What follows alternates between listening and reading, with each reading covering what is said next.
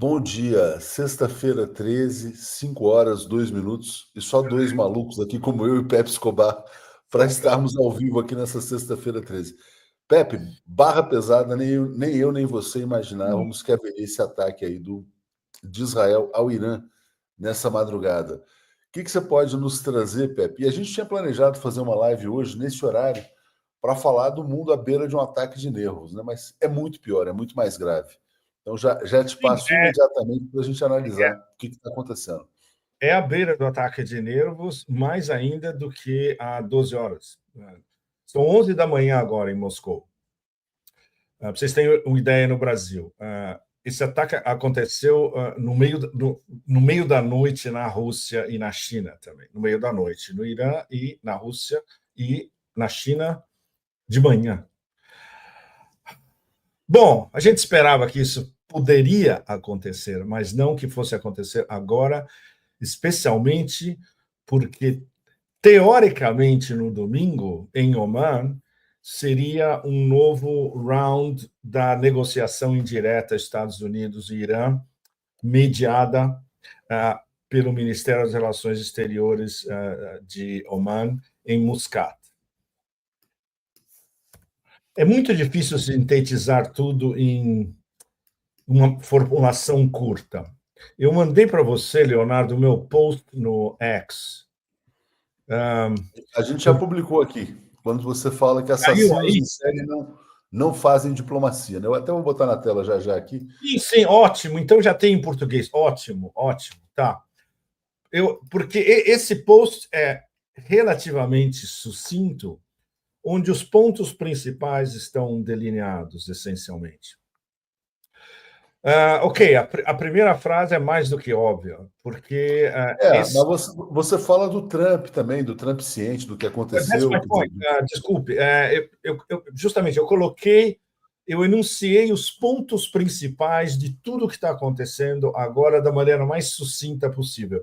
E é isso que todos nós vamos estar desenvolvendo nas nossas colunas agora. Por exemplo, para vocês terem uma ideia, essa semana aqui em Moscou, teve um Fórum do Futuro 2050, super importante. Veio o Elon Musk, que aqui foi recebida como Mick Jagger, superstar total. Então a gente teve uma interação com Elon Musk, foi muito interessante e intrigante. Ele sabe pensar por si próprio, é um engenheiro muito bem abalizado. Ele deu um TED Talk aqui hoje é o quê? Sexta? Na quarta, onde ele falou basicamente de foguetes e de viagem no tempo e no espaço. A plateia era jovem, era num centro de convenções aqui em Moscou, a plateia fundamentalmente jovem, adoraram. Evidentemente, a conversa dele, que era sobre o futuro, o público-alvo era um público jovem, e um público jovem russo super bem educado nas melhores universidades em Moscou. E nas margens, a gente falava não só da guerra por procuração Estados Unidos contra a Rússia na Ucrânia, como da demência dos psicopatológicos genocidas em Israel, querendo, de qualquer maneira, iniciar uma guerra contra o Irã. Isso com os nossos amigos que estavam aqui, inclusive o Larry Johnson. Vocês devem conhecer no Brasil, o Larry aparece em muitas podcasts americanas. Nós fomos jantar na quarta-feira e eu levei uma das minhas melhores fontes russas de inteligência aqui para apresentar para o Larry. Eles se deram super bem e foi muito interessante porque você viu os dois aprendendo um do outro. E a gente estava falando, a guerra mais na frente de todos e a mais perigosa não é mais a guerra por procuração na Ucrânia. É a guerra que Netanyahu quer forçar a administração Trump a entrar de qualquer maneira contra o Irã. Ou seja, a velha história do walk the dog, quem está puxando o rabo do cachorro, que é a interação entre o deep state americano e Israel, seja quem estiver no poder dos dois lados, essa ligação, eu penso em liaison dangereuse. Essa ligação perigosa, que na verdade é tóxica dos dois lados, ela é que rege esse estado de guerras eternas, que a gente qualifica desde o fim do milênio anterior, começando com a destruição da Iugoslávia em 1999. Isso é o mais perigoso de tudo. E no cerne da questão está esse tumor. Não há uma outra definição para aqueles psicopatológicos genocidas em Tel Aviv. É um tumor. E tem que se livrar desse tumor. Como o planeta vai se livrar desse tumor? Isso é a questão que está na rua árabe há anos. A questão que está em todas as terras do Islã há anos. Obviamente, não vindo diretamente das lideranças árabes, que são compradas ou covardes, ou os dois, que é a maior parte dos casos. Egito, Jordânia, os Emirados Árabes, a Arábia Saudita, todos eles, sem exceção. E o Irã é o centro da resistência, do eixo da resistência, contra essa imbricação do Império e do seu porta-aviões guerreiro no oeste da Ásia, Israel. Para vocês todos, nossa audiência, terem uma ideia, nesses últimos meses, eu fiz uma tour do eixo da resistência. Eu fui ao Líbano para o enterro do Sheikh Nasrallah. Eu visitei em duas regiões diferentes da fronteira Líbano e Palestina ocupada, destruídas completamente por Israel. Eu fui ao Iêmen. Nosso pequeno grupo que foi ao Iêmen, nós éramos mais ou menos 10. Os iemenitas que nos receberam com uma graça e uma cortesia extraordinária, guerreiros, sofisticadíssimos, a verdadeira fonte de pureza do Islã, nos dizendo: vocês quebraram o bloqueio contra o Iêmen. Nós fomos os primeiros estrangeiros a visitar o Iêmen em anos, para vocês terem uma ideia. E eu acabei de voltar do Irã. Eu estava no Irã no mês passado, literalmente. Quando nós fomos visitar o complexo aeroespacial do IRGC, que fica fora do centro de Teherã, fica num dos subúrbios de Teherã, eu achei a minha chance de ter uma resposta direta do alto comando do IRGC. Qual será a resposta do Irã aos ataques de Israel, sob o codinome Operação True Promise, Promessa Verdadeira número 3, porque eles ainda não lançaram essa resposta. E o brigadeiro general do IRGC, que estava nos mostrando o centro espacial, ele respondeu a minha pergunta.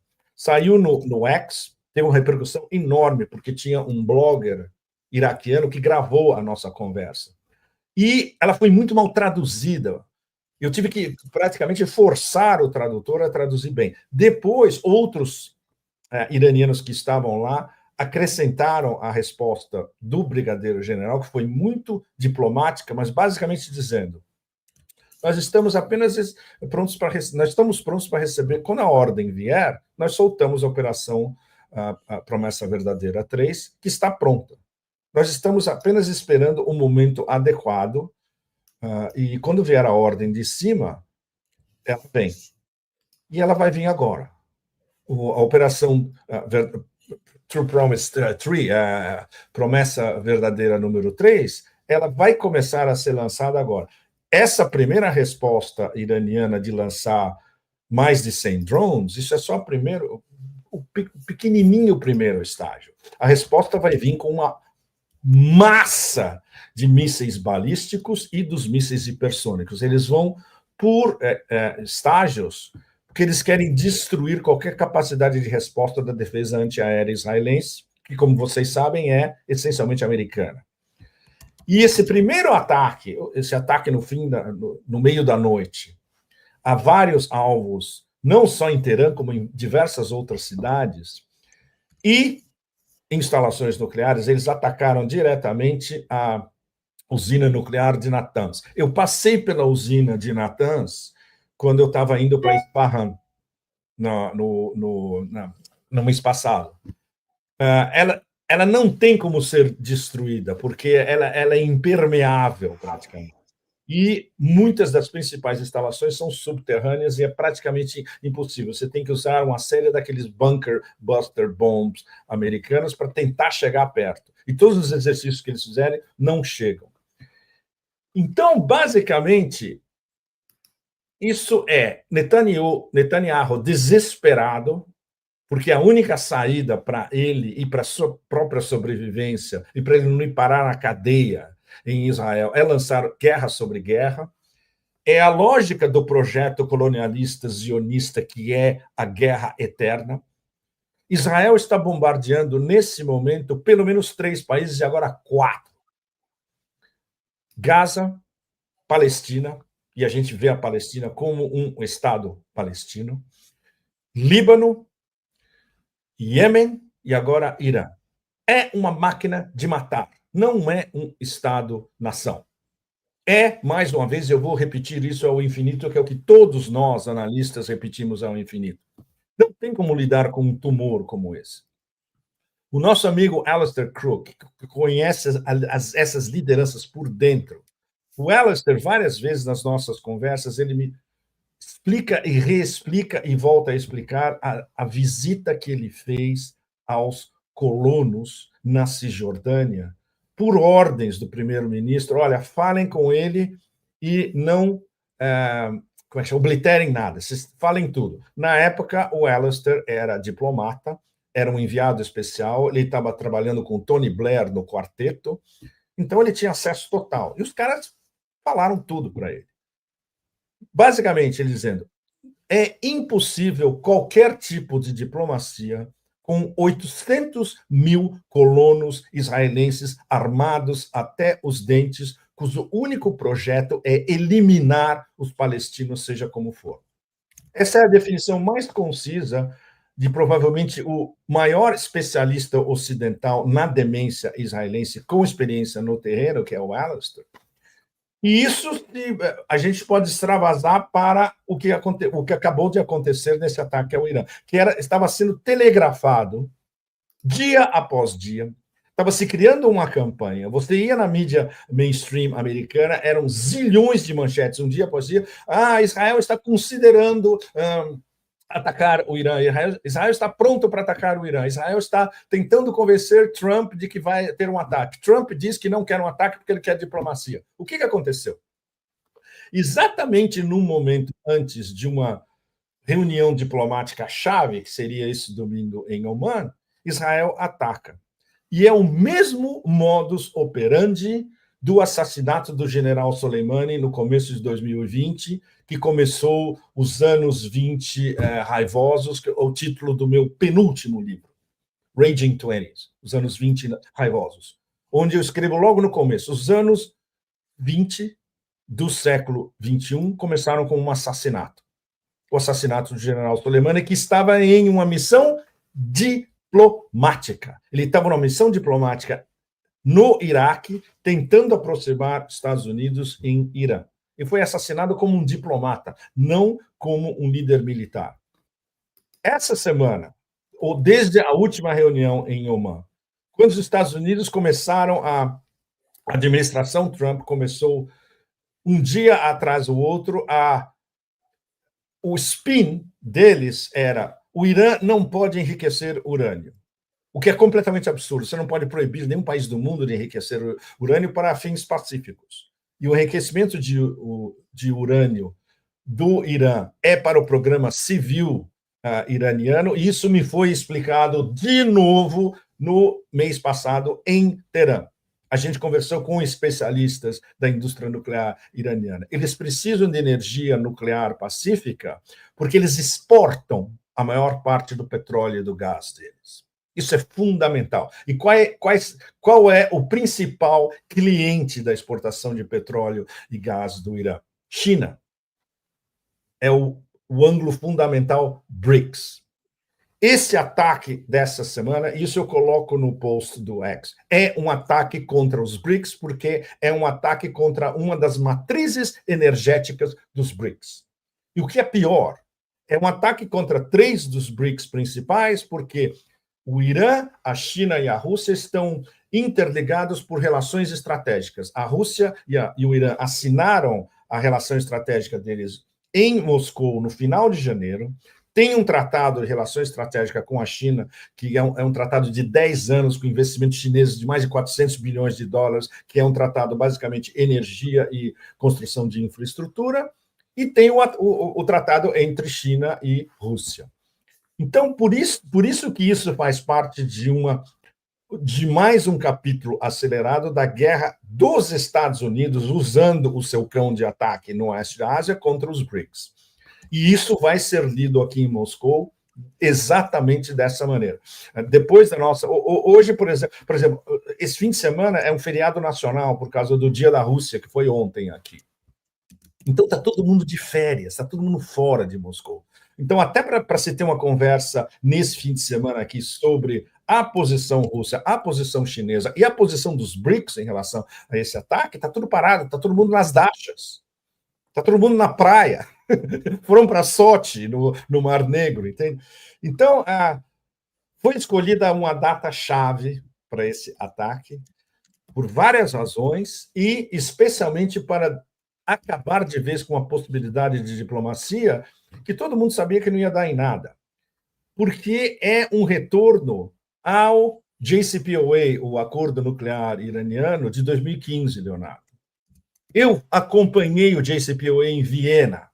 Na época eu estava com o Asia Times. Eu estava escrevendo praticamente todo dia para o Asia Times o progresso e o não progresso das negociações, porque os americanos o tempo todo estavam interferindo nas negociações, dizendo o Irã tem que acabar com o seu programa de mísseis.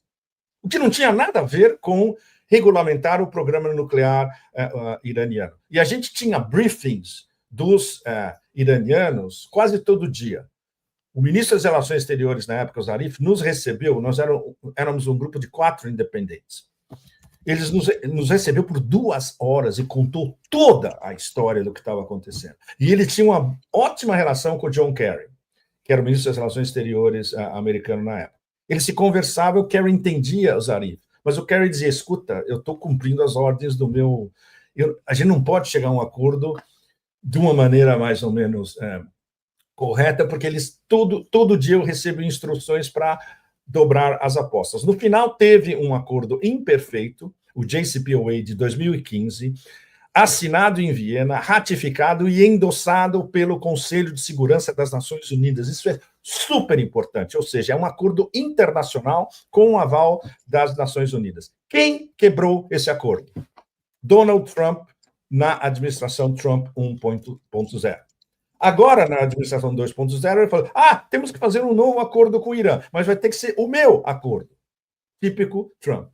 Então, vamos aumentar a pressão máxima, que é o nome da política oficial de Trump 1 e de Trump 2 contra o Irã, para forçá-los na mesa de negociações a engolir completamente o que a gente está querendo impor ao Irã. Você não impõe nada aos persas, Leonardo, e vocês todos nós. Os persas têm, não só pelo passado histórico, milenar, cultural, de uma civilização e de um estado ou civilização extremamente forte, mas eles não reagem sob pressão.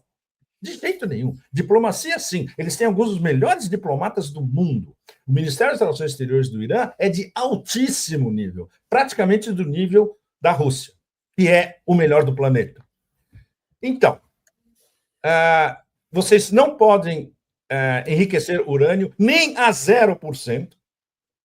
Isso é o que a administração Trump estava batendo nas últimas 2 semanas sem parar. Vocês não podem ter um sistema de mísseis, vocês não podem ter uma bomba nuclear. O Irã nunca disse que vai construir uma bomba nuclear, mesmo porque isso está proibido pelas fátuas do Ayatollah Khomeini e a fátua mais recente do Ayatollah Khamenei, que foi nos anos 2000 ainda. Isso vai ser revisado. Isso vai ser revisado porque agora houve um ataque de ameaça existencial contra o Irã, atacando inclusive a capital, e não só instalações militares, líderes militares, mas instalações civis, apartamentos de cientistas civis. Destruíram metade de um bairro em Teherã. Já tem as fotos na mídia iraniana, em toda a mídia iraniana. Isso é uma declaração de guerra. Então, nas próximas horas, ou nesse final de semana, o cenário mais provável é que o Irã vai declarar guerra a Israel. Porque a guerra já foi declarada. Pepe, tem muitas perguntas aqui sobre a capacidade de resposta resumo do Irã. de perguntas depois, por favor. Não, mas é isso, mas é sobre a capacidade de resposta do Irã, sobre se haverá algum tipo de resposta do BRICS e também, principalmente da Rússia, né, que tinha uma aliança estratégica, tem uma aliança estratégica militar com o Irã, assim como a China também tem, né? A China também tem uma aliança estratégica, e se esse tema, na sua opinião, vai ser pauta do encontro do BRICS no Rio de Janeiro, quer dizer. Mas tem que ser. Tem que ser, né? Isso, a guerra acabou de entrar no BRICS no Rio. Ou seja, a responsabilidade vai ser da presidência brasileira de acomodar essa discussão dentro dos BRICS também, porque esse é um ataque contra os BRICS. Os Emirados Árabes estão desesperados, porque eles têm uma relação extremamente dúbia e tóxica com Israel, mas eles são membros plenos dos BRICS. A Arábia Saudita, como todo mundo aqui em Moscou sabe, e na China a mesma coisa, isso... Na China é mais difícil ter essa discussão, mas eu passei essa conversa em Xangai há 2 meses, mas qual a opinião de vocês mesmos sobre a Arábia Saudita estar em cima do muro em relação aos BRICS? Ninguém tinha uma resposta, porque a China é um grande provedor de energia para... Desculpe, a Arábia Saudita é um grande provedor de energia à China e os chineses têm que manejar a Arábia Saudita. Assim como eles... O Golfo Pérsico inteiro para a China é uma questão de segurança nacional, que é de onde vem o petróleo e o gás. Então, eles têm que driblar tudo isso e, ao mesmo tempo, não antagonizar os Estados Unidos de frente. Né? Bom, eu estou vendo alguém falando da derrubada da Síria. Sem dúvida nenhuma. Isso vai influir no processo em andamento na Síria, que foi retransformada de uma certa estabilidade sob os anos Assad, sob sanções absolutamente brutais que devastaram a Síria. E que agora, com um presidente endossado pelo presidente americano, pela União Europeia, pela Comissão Europeia, que era um cortador de cabeças até ontem. Era o chefe do grande Idlibistão, que juntava, na época, entre 80 mil e 100 mil salafis jihadis de todos os tipos, de grupos, subfacções, coisa mais horrenda. E todos naquela jaula em Idlib, escaparam da jaula, conquistaram Alepo e, por sorte, terminaram conquistando todo o oeste da Síria, que é a Síria que funciona, é a Síria industrializada, o corredor... Alepo, Damasco. E agora, os próprios americanos já perceberam que ter um ex-cortador de cabeças, um ex-Al-Qaeda como presidente da Síria, não só a ótica é horrorosa, mas não é exatamente o que os americanos queriam. Então, já o prazo de validade de Al-Jolani já está mais ou menos delimitado, vai ter que ser escorraçado e estão agora desesperados. Ok, quem a gente vai pôr no lugar? E vai ter uma resistência síria contra a Al-Qaeda no poder em Damasco que está se organizando. Esse é um processo longo, mas é absolutamente inevitável. A gente já viu que teve escaramuças localizadas, mas isso vai se expandir pela Síria inteira mais cedo ou mais tarde. Bom, tudo isso está envolvido. Ou seja, a única coisa que interessa a Israel é a expansão eterna como uma máquina de matar para controlar na cabeça demente deles, na interpretação demente que eles fazem do Talmud e do Velho Testamento. Por isso que a gente os chama de psicopatas genocidas talmudistas ou do Velho Testamento, que é exatamente isso. A relação deles com os palestinos, taxando os palestinos de Amalek, ou seja, bárbaros que têm que ser eliminados. Na verdade, do ponto de vista deles, todo mundo que está no Oriente Médio, no oeste da Ásia, é Amalek, e tem que ser eliminado ou conquistado, em benefício desse projeto demente zionista de Eretz Israel, a grande Israel, que é do Nilo ao Eufrates e com tudo que está no meio. E, evidentemente, o único poder de Estado-nação em todo o oeste da Ásia capaz de contrarrestar essa demência é o Irã.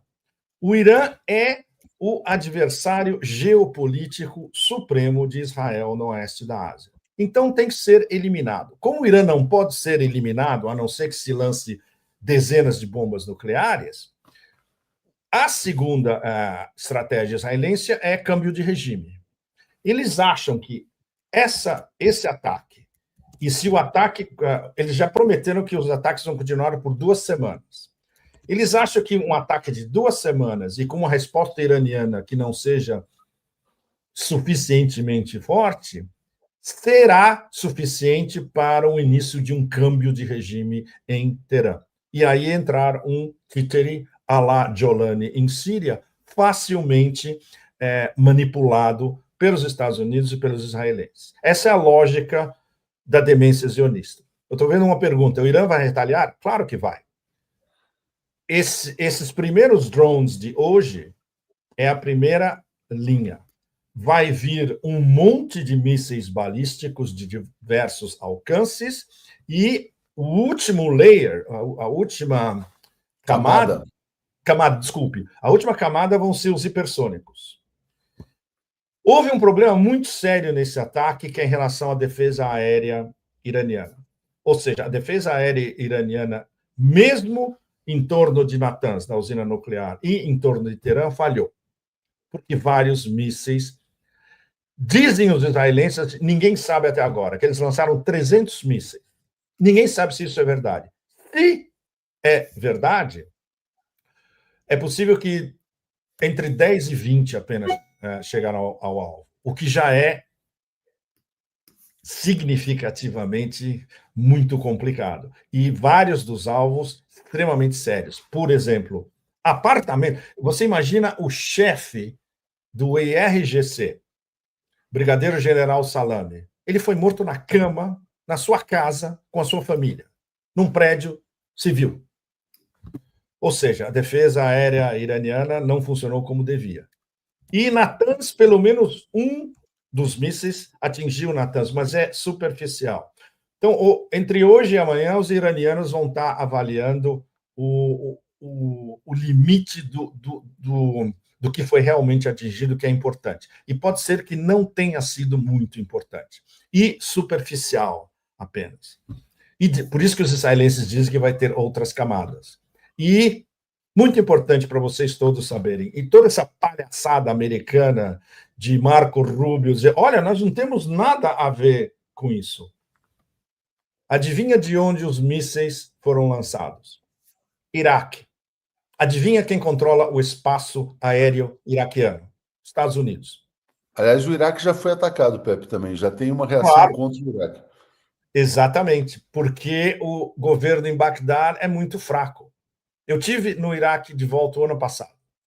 Eu acho que a gente conversou isso em algumas lives anteriores. Eu fui a Bagdá o ano passado, nós encontramos o primeiro-ministro iraquiano, nos recebeu no seu office, no seu escritório, mas é um governo fraco, que está tentando se estabilizar e coordenar todas essas formas de pressão, inclusive a pressão especialmente a pressão da rua iraquiana, especialmente do centro e do sul, que é a maioria absoluta xiita, de expulsar finalmente os americanos das suas bases remanescentes no Iraque. Tem menos de 4 mil americanos no Iraque agora, muito pouco, mas ainda estão lá e as bases estão lá. E aquele monstro que é a embaixada americana em Bagdá continua também.